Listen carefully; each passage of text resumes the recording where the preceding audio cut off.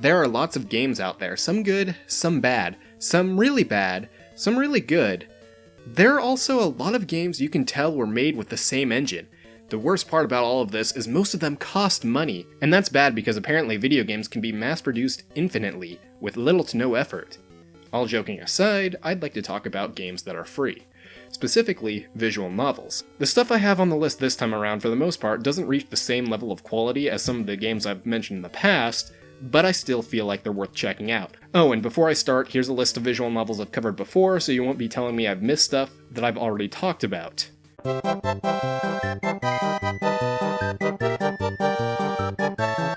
With that said, let's look at 8 more free visual novels. Number 8. Realestare. Starting off the list is an otome following a girl named Marui Lucas who loves video games, and she's really into an MMORPG called Rivenwell Online. One day, a rare item she gets in the game is stolen from her, and due to her short temper, she wants to get revenge on whoever this person is. The rest of the game follows Marui as she tries to get her work done and have fun, all while trying to find the culprit. Along the way, she'll meet a few different guys and possibly get into a relationship with one of them. There's Travis Wright, who often seems to be in a bad mood. Then there's Shiro Takayama, who doesn't normally speak to others unless he has to. Lastly, there's Derek Naveen, a popular guy that likes to play basketball.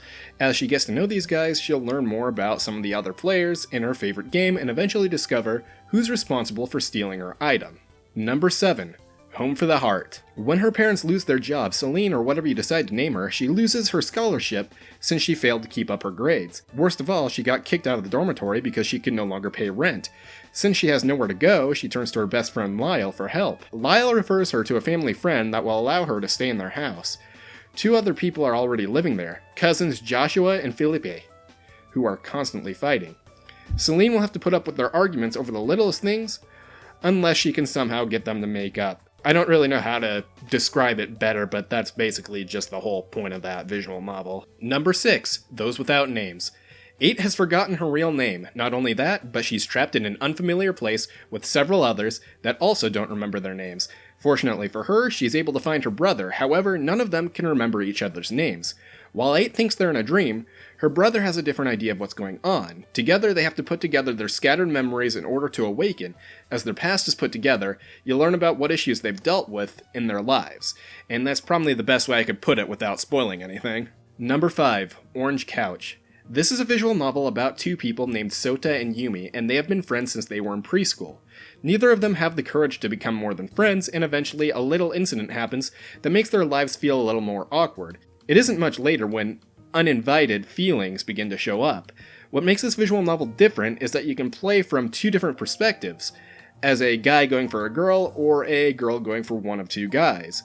The story is the same either way, but what shows up in one perspective might not appear in the other. Number 4. Witch Spell. I'm not too big on fully voice-acted visual novels myself, but this one was actually pretty good. In Witch Spell, you play as a Kare and she has a crush on a guy named Jin. Unsure of how to talk to him, her friend Hisato tells her about a magic spell that she can use to get him to fall in love with her. However, when trying to use these spells, she ends up in a series of many unfortunate events. You know, Hisato, you're a dick. I never believed in any of these spells. Anyways, she must get past these struggles if she wants to get with Jin. Number 3. Love and Life. Like Orange Couch, you are given the option to play as 2 different characters. You can either play as a girl named Hina and date boys, or a guy named Kenta and date girls. No matter who you choose, the story begins with them transferring to a new school. While they're able to make new friends at their school, they will have to deal with whatever issues they have. Depending on what choices you make, you can either romance a character or just go through a friendship story. If you're playing as Hina, there are 2 boys you can date. First is Jun, a dreamy but distracted guy, and the other is Takashi, who's competitive and competent. Then there are 2 girls she can become friends with. There's Chio, who is polite, sweet, and feminine, and the other is Kana, who happens to be stubborn, hot-headed, and rebellious. If you're playing as Kenta, you can actually date either of those 2 girls. Those are the only 2 he can date. He can't become more than friends with Asami or Shizuko. The former is cheerful, lively, and optimistic, and the other is quiet and shy. Altogether, there are about 14 endings. This visual novel is kinda simple in comparison to the other ones, since it doesn't really get too crazy in terms of presentation. Despite that, it's a really solid title. Number 2.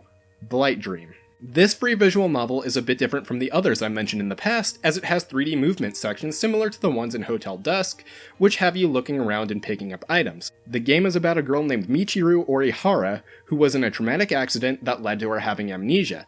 To make things worse, she can't retain any new memories for more than a day. Because of this, she's decided to write them down in a notebook. However, there is a gap in her memory following the incident, and she wants to know more. Unfortunately for her, her brother really doesn't want her to find out. A good portion of the game will be spent avoiding him and trying to get new evidence without getting caught. There's not really much else I can say that wouldn't spoil the whole game, so I'll just leave it at that. Number 1. Kareewa Kenojo. In the summer of the Heisei period, a young boy named whatever you want him to be named just moved to a small village near Osaka, and he meets 3 girls at his new school, and one of them is hiding a pretty big secret, which is kind of given away by the title. The 3 girls are together in a club he joins. The first he meets is Sakura, a nice girl that shows him around on his first day. At school he ends up meeting Nanami, a gamer who seems to be a nice girl, and Rika, who isn't really that nice.